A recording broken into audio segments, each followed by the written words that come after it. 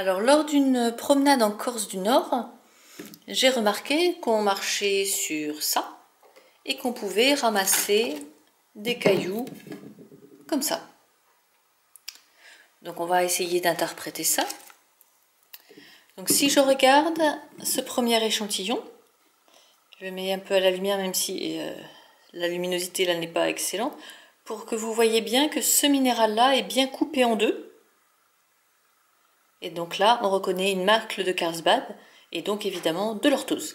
Ici, on a un minéral d'orthose qui fait plus d'1 centimètre, ce qui peut tout à fait arriver.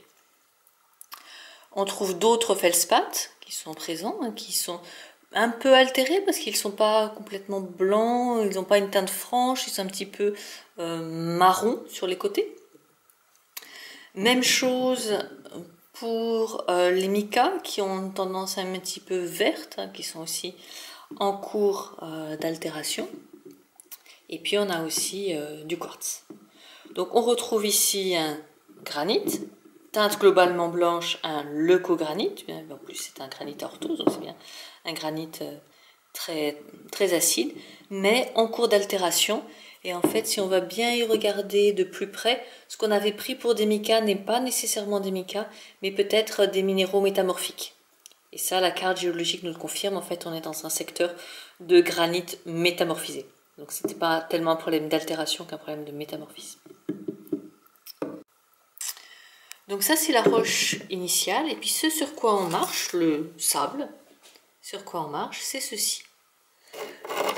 Donc on va retrouver quasiment intact un orthose avec sa macle de Carlsbad. On peut retrouver des fragments d'autres feldspaths. On peut retrouver des blocs dans lesquels on retrouve les micas noirs, les feldspaths, le quartz. Donc ça, c'est ce qu'on va, quand on a toute une série de blocs comme ceci, c'est ce qu'on va appeler une arène. Alors que quand les blocs sont plus petits et sont en fait constitués de minéraux séparés les uns des autres, on va parler de sable. Et donc on marchait sur un mélange d'arène et de sable. Et tout ça correspond à une altération de plus en plus poussée. Donc les feldspaths s'hydrolysent, ce qui va faire que la cohérence se perd et ça commence à donner des morceaux.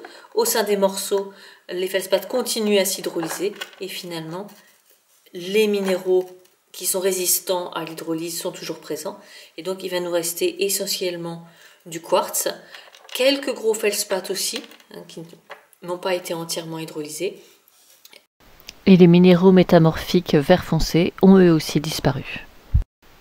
Voilà, j'espère que cette petite étude vous aura rendu plus curieux du sol sur lequel vous marchez quand vous vous promenez et plus curieux de la géologie qui vous entoure en général, puisqu'un des objectifs de cette chaîne, c'est de faire aimer la géologie et surtout pour les jeunes, de vous ouvrir aux différents métiers de la géologie qui offrent des perspectives de carrière vraiment fabuleuses. Donc n'hésitez pas à vous intéresser à la géologie qui vous entoure.